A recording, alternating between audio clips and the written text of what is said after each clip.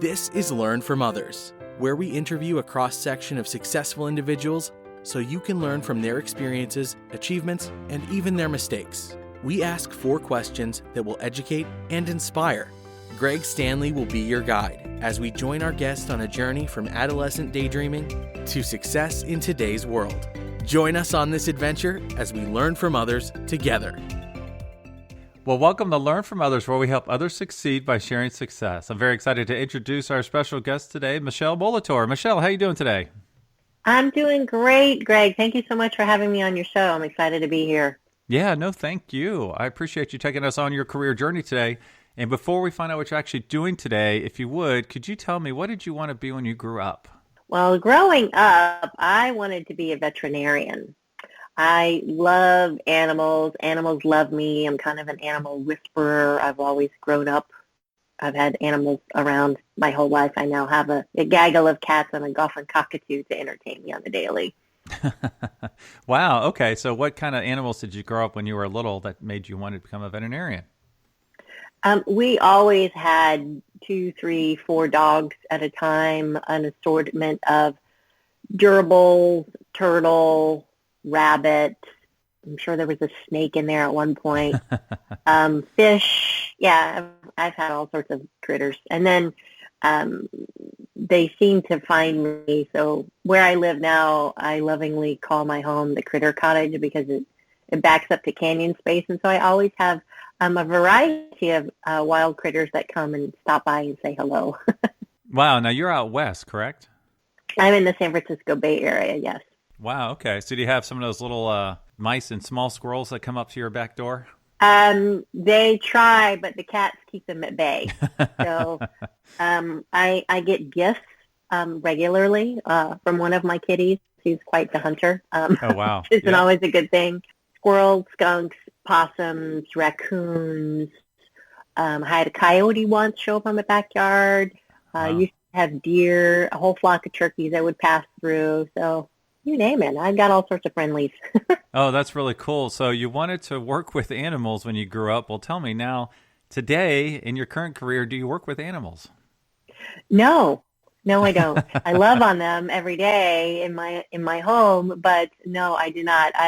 When I first went off to college, I was studying biology, as anyone would do who wants to be a veterinarian. And then I got to chemistry. And chemistry and we did not see eye to eye. We did not get along. And that was the end of my dream of becoming a veterinarian. I was like, oh, this is no bueno. So I changed my major to psychology, which I find fascinating, always have. Human dynamics and how we think and do what we do is just endlessly fascinating to me. So I studied psychology. I took a slight detour and went and studied in France to learn French, and then came back to the States. And I had originally gone to a small school in North Carolina, and the thought of going from Paris, France, back to Hickory, North Carolina was just not happening for me. So right. I transferred to the University of Florida. So I went from about 1,500 students in my school to 36,000 at the time. That was interesting. And I'm now in my senior year of college, and I'm having this meltdown moment of I can't get a job with a degree in psychology. I need to change my major. So I announced to my parents that that's what I was doing, despite their objections, and changed my major to advertising because I thought, well, I have this creativity thing and psychology that gets used in advertising. Sure, that'll work. So that's what I did. And I graduated with a degree in advertising and a minor in psychology, and ended up going back to Paris, France, and working as an au pair for about 1.5 years and putting my graphic skills to work, kind of under the table doing graphic design for a couple different magazines and the International Herald Tribune. That was fun. And while I was in France, I discovered I could draw. That was kind of a neat thing to figure out. So when I moved back to the States, I ended up in Atlanta, Georgia, where I went back to school again to the Art Institute of Atlanta and ended up getting a degree in graphic design. So that was the first career that I had. I was a graphic designer in multimedia, which moved into being a creative director in web development, which is what brought me here to the San Francisco Bay Area at the height of the dot-com boom. And that was well and good and fine and fun and interesting. And I was managing a very large creative team. And essentially, after I got to San Francisco, I ended up getting bullied out of my job, Greg. I had hired two men, to be my wingmen, art directors on my team, and they really didn't like working for a woman, apparently. Oh, wow. Uh-oh. They made it very well known to everyone involved, and essentially ended up taking me out of the knees, and I essentially got fired because they were undermining me and bad-mouthing me to the clients and doing all sorts of things. And it was quite devastating. Right, for sure. It pretty much shattered my confidence and my self-esteem, and I was quite the deer in the headlights. I didn't know what I was going to do next, what that was going to look like. The thought of handing my resume to somebody was terrifying to me. So my uncle, in all his wisdom, said to me, why don't you get a coach? There's these thing called career coaches now. Like, okay, sure, I'll find one of those. And I did. So in the process of being coached to help me figure out what my next steps were, I truly found my life's work and my calling to become a coach. So I went on to get trained and certified. It was like all the cells in my body, Greg, came into alignment and said, yes, this is what you're supposed to do. So right. I got trained, certified, and I thought, gosh, it'll be easier for me to start my own company than it would to go hand my resume to somebody. So that's what I did. Wow. Okay. Lesser of two evils. Which one's less uncomfortable? Right. So that's what you do today. You coach and train folks on their careers? I do. My coaching career has morphed a bit. So I've been a professional coach now for over 18 years. And through that time, I've been a career coach, a business coach, a leadership coach. They all kind of go together in different ways, shapes, and forms, right? And through that process, I'm a continual learner, lifelong learner, and I'm always looking at, well, how do I be my best self? How do I become the best coach I can be and move the things in my way, my limiting beliefs, out of the way? So I've done a lot of work, a lot of personal development. I've worked with coaches, amazing coaches, therapists, et cetera, to kind of move my old wounds and limiting beliefs out of the way, and done a pretty good job of it. And there was still one or two things that I couldn't quite wrangle. I couldn't quite get out of the way. I knew they were there, but I didn't know how to get at the root of them to eliminate them. And so several years ago now, I discovered the work of Marissa Peer. She's a world-renowned therapist. And so I did some work with her. She's pioneered a methodology called rapid transformational therapy. And in doing this work with her, the beliefs, the limiting beliefs that I couldn't get at for 20 years, I was able to move out of the way inside of 3 weeks. Pretty astounding to be able to do that, because I had worked so hard to get at them unsuccessfully, and then to finally be able to go, oh, okay, now it's gone. So when Marissa started training people in her methodology, RTP for short, I was a big yes, and so I've been trained and certified. I've been one of her graduate trainers, and I've actually blended RTT with my coaching and what I call my Rapid Rewiring program. It's a 30-day program that I do with clients, and it brings together what I think are all the best modalities under one roof, so to speak. So RTT is a combination that brings cognitive behavioral therapy, neuro-linguistic programming, and hypnosis together. And then I bring in coaching to amplify the results inside of a 30-day period. And it's pretty astounding, the results that my clients get. Wow, that's really amazing. And your whole career journey is really amazing because you kind of had a lot of false starts and changes and adjustments. And it seems like that's nice to hear from a student's perspective. You're not going to hit it out of the park your first try typically. There's a lot of exploration to occur. And you finally found your calling from a professional standpoint years after college, correct? Oh, absolutely. I've always lovingly said I'm a late bloomer.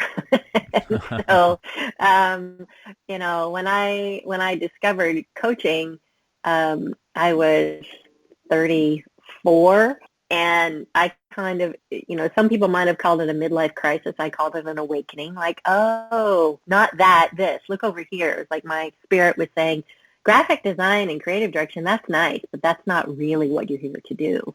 And so when I discovered the rapid transformational therapy and went through that work, it was the same sensation all over again, like all the cells in my body came into alignment, and I knew wholeheartedly, without a doubt, that this was the next level of mastery for me in my career. And truly now I feel so blessed to say, yes, I found my sweet spot. I truly know this is the work I'm here to do, and I love doing it every single day. Right. So for our students, how would you describe your job in a 2 or 3 word title? Is it executive coach? How would you describe what you do to them? I call myself an executive confidence coach and rapid rewire expert because I rewire people's brains with better beliefs, literally helping them build new neural pathways in their brains. It's cool. Wow. Yeah, that's really cool. So if you would tell me, typically I ask what's your typical work week like, but that doesn't make a lot of sense in your world, I think. So what's your typical month like? I work for myself. I work from home. My, yoga pants and slippers are my professional attire around the house. Right. I work with clients virtually over Zoom. So I have clients all over the world that I have the joy of working with.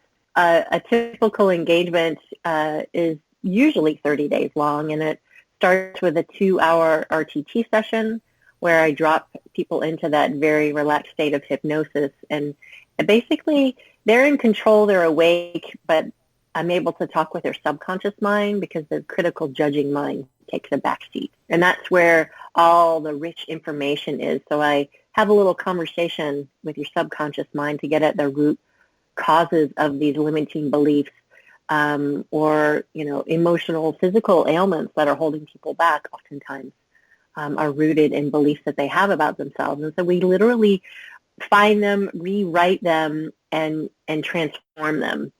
And then I create a customized recording for my clients from that session that they listen to then every day for 21 to 30 days. It's about a 30-minute recording that I'm instilling new empowering beliefs and thoughts and habits into their subconscious. So they're literally building those new neural pathways over those 30 days. And then we follow that up with 3 60-minute coaching sessions to help them pull apart the shifts that are happening, because sometimes they're very subtle, and then to put other goals, strategies, and tools into place to help amplify their success on whatever they've come to me that they want to work on. So by the end of the 30 days, they've identified the root causes, they've changed them, transformed them, and are typically making some quantum leaps forward. It's really fun to watch. Wow. Yeah, that's really amazing that you can have those types of results. And obviously it was eye-opening when you went through it yourself, so it's cool that you can share it with others now. As a reminder, you can check out all previous episodes at learnfromothers.org, and if you're an educator or a student, you can search for podcasts by career cluster. So, Michele, we learned what you wanted to be when you grew up, which is work with animals, and what you do today, which is not working with animals. So, working with humans. Humans, yes, humans. So looking back on your career, you had a lot of different turns of directions there. What would you do differently? That's a great question, Greg. And I think if I had had the benefit of someone like me, like Marissa, at a younger age, who told me, who helped me believe to know that I am enough, it could have made a significant shift in my trajectory, because I grew up not having a lot of confidence, not really believing in myself, for a lot of different reasons. And it wasn't until my 40s that I figured it out. And so what I've learned through my work as a coach is that confidence is at the core of our success. And I've talked with people from all around the world about what makes confidence. And it's innate in some people, and it's just not in others. It's something you can learn. It's something you can acquire. And so believing in myself at a younger age, giving myself the opportunity to bolster my confidence, I think would have changed a lot of things. But, we're all on our path, and it's all perfect just the way it is. Right. Yeah, that's very insightful. So let's talk to the student who wants to do what you do. So define that as you will. What advice would you give them? There's two options here, because I am a hybrid model. So Right. If you're interested in being a coach, I would recommend you go to the International Coach Federation website, which is the governing body of coaching. And there you'll find all of the credentialed coach training schools from all over the world. There's hundreds of them now. I'm a big fan of the Coaches Training Institute. It's one of the original coach training schools. They're based out of Marin here in California. It's a very kinesthetic learning process, hands-on learning process, which I highly recommend. And get some training and practice. I've practiced with a lot of people for free when I first became a coach.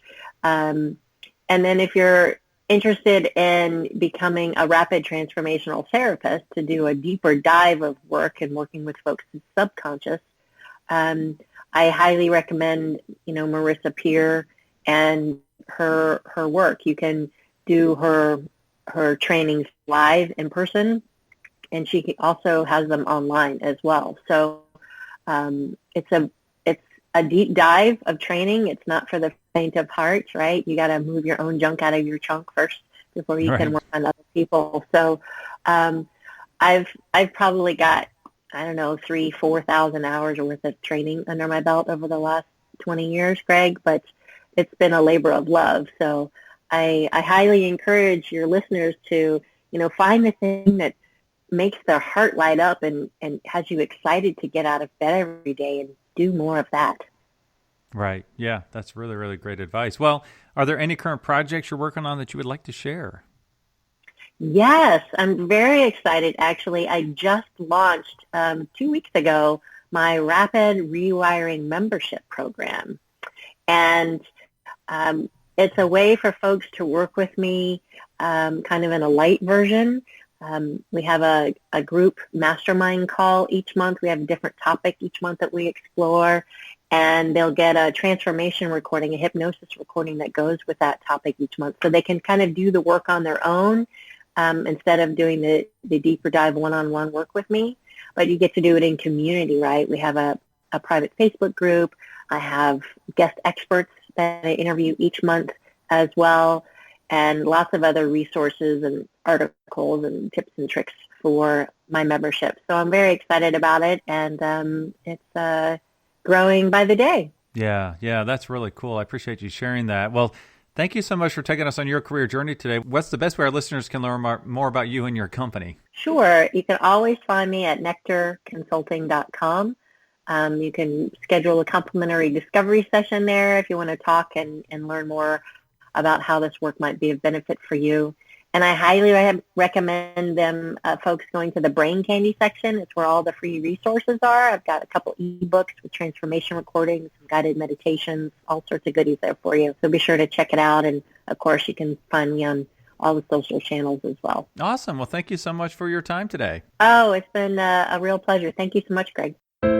Thank you for listening to Learn from Others, where we help others succeed by sharing success. Where will our next adventure take us? Subscribe to find out. If you know of someone who has a cool career story or occupation, contact Greg through Instagram at Greg Stanley LFO. That's GregStanley